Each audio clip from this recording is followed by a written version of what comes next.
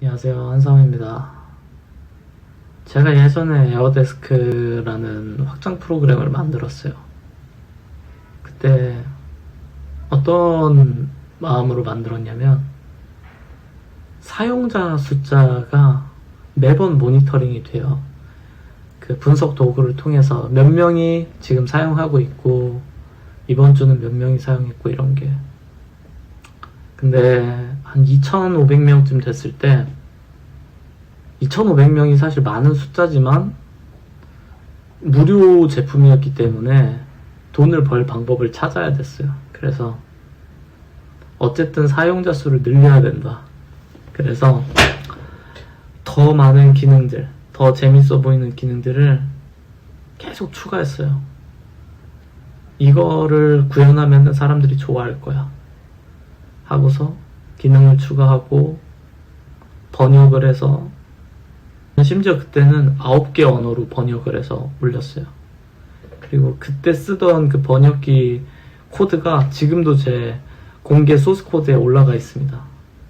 저 읽고 있었어요. 제가 레포지토리라고 부르는 코드 저장소가 약 200개가 있습니다.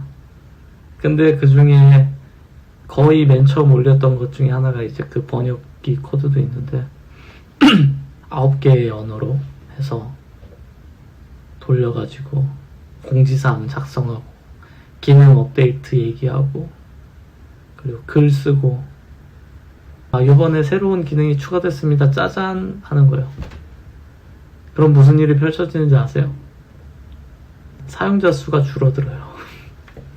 왜 줄어들었냐면은 그 에어데스크 확장 프로그램이었는데 업데이트가 될 때 한 번 꺼졌다가 켜져요.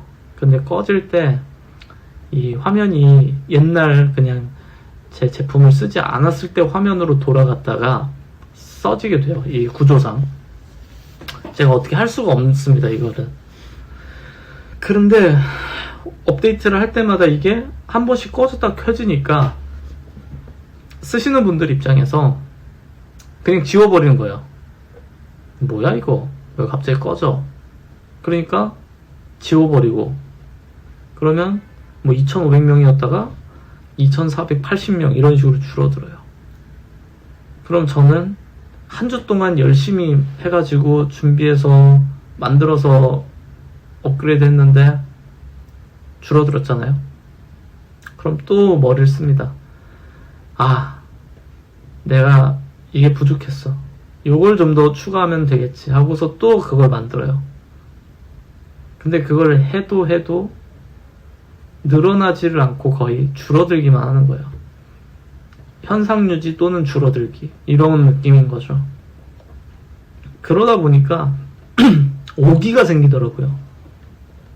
정상적인 인간이라면 좌절을 해야 되는데 저는 그런 스타일의 사람이 아니었어요. 그래서 오기가 생겨서 더 어려운 기술, 더 복잡한 거, 더 대단한 거 누가 이기나 한번 해보자. 그래가지고 점점 더 크고 복잡하고 무거운 기능들을 넣기 시작했어요. 그 중에 하나가 구글 캘린더 연동이나 아니면 지메일 연동 같은 기능들이었습니다. 몇 주 동안 고민해가지고, 심지어 제가 그거를 고민하면서 문서가 잘 이해가 안 돼서 문서를 한국어로 번역을 했어요.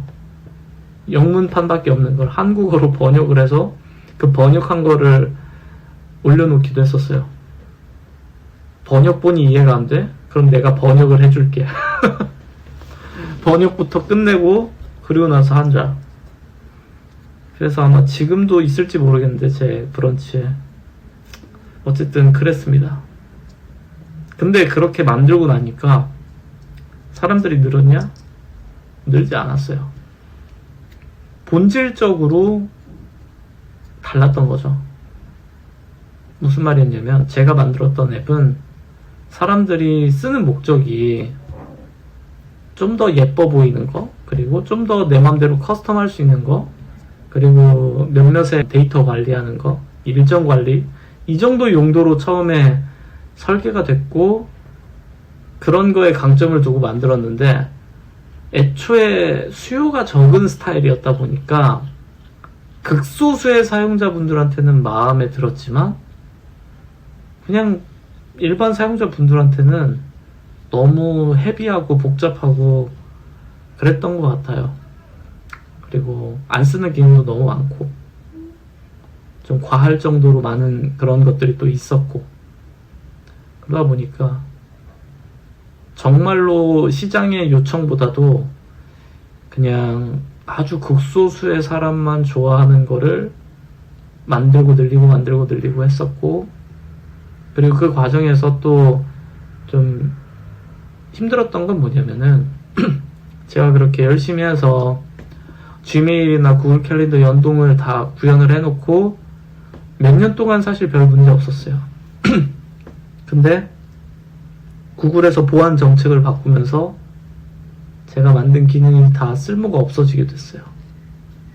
그러다 보니까 이제 옛날 같았으면은 제가 그거를 되던 게 안 되면 어떻게 해서든지 이렇게 할 텐데, 이 에어데스크라는 프로젝트를 그런 식으로 점점 포기하게 되더라고요.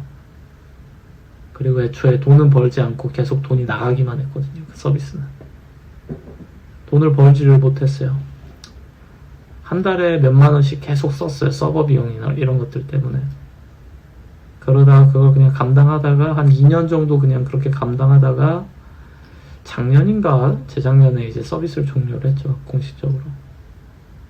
그래서 제가 그때 많이 생각을 했던 건, 제품을 가까이서 보면 볼수록 뭐가 부족하고 또 뭘 할 수 있고 그런 게 많이 보여요. 근데 더 중요한 거는 할 수 있다고 하는 게 아니라 정말로 해야만 하는 거를 하고, 그리고 그게 반드시 필요한가라는 걸 고민을 해봐야 되겠더라고요. 제가 그런 생각을 하는 이유는, 가령 유튜브만 해도, 유튜브 동영상 업로드하는 플랫폼이죠. 그리고 유튜브에 있는 커뮤니티 통해서 유튜버들이 게시글도 올리고 투표도 올리고 그러잖아요. 근데 거기에 그거 말고도 많은 기능을 만들 수 있을 거예요. 유튜브 개발진들은 아마 아이디어로는 수십 수백 개가 이미 나왔을 거예요. 커뮤니티에 이것도 넣어보자, 저것도 넣어보자. 얼마나 해볼 만한 게 많겠어요. 아니면은 뭐 틱톡처럼 어떤 기능들, 쇼츠 관련된 그런 기능들도 공격적으로 업그레이드 막 해가지고 더 복잡하고 더 다양하게도 할 수 있었겠죠. 근데 도리어 할 수 있는 걸 다 하는 게 아니라 반드시 해야만 하는 거, 그런 거에 집중해서 더 완성도 높은 제품이 된 것 같아요. 근데 제가 처음에 에어데스크를 만들 땐 이것도 해봐야지 저것도 해봐야지 하다 보니까 정작 정말 다수의 대중이 원하는 제품은 잘 못 만들었던 것 같아요.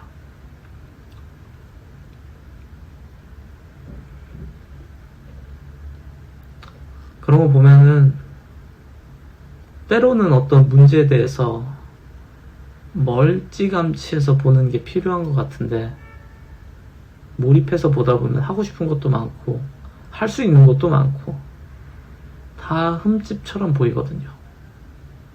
이것도 잘못됐고 저것도 잘못됐고 전부 다. 근데 그런 시간이 좀 필요한 것 같아요.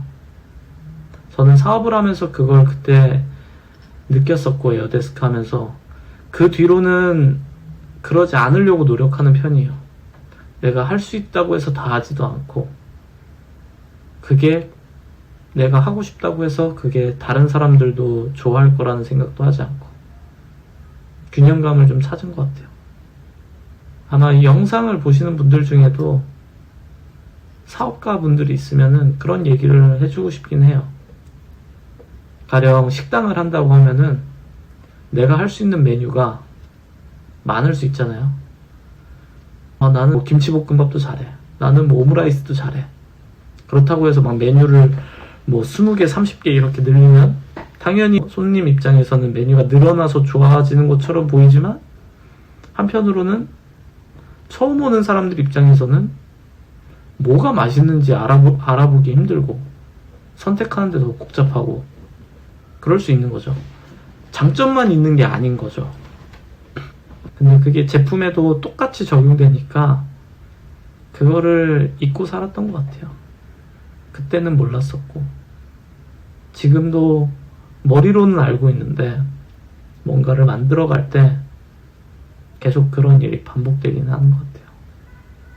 그래서 혹시라도 저랑 비슷한 분이 있다면 지금 삶의 상황에서 한 번쯤 생각해 볼 만한 주제일 것 같아서 오늘은 이야기를 좀 하고 싶었습니다. 특히 기획팀, 제품 기획팀이 아이디어가 많거든요. 열정적이니까. 열정적일수록 더 이것도 해봅시다, 저것도 해봅시다. 근데 예전에 손정희 회장님이 그런 말 하셨어요. 눈앞에 있는 것만 보는 사람은 멀리 있는 목표를 달성할 수가 없다. 조금 틀릴 수도 있습니다. 눈앞에 것만 보고 있는 건 아니었나. 전 그때 많이 생각을 해봤고 그래서 멀리 보려고 하고 있어요. 가끔씩. 평상시는 아주 가까이서 문제를 보려고 노력하고 그리고 하루가 끝날 때 또는 한 주가 끝날 때 그럴 때는 멀리 보려고 노력하고 계속 왔다리 갔다리 하고 있습니다. 오늘의 이야기가 조금이라도 도움이 되기를 바라며 오늘 영상은 여기까지.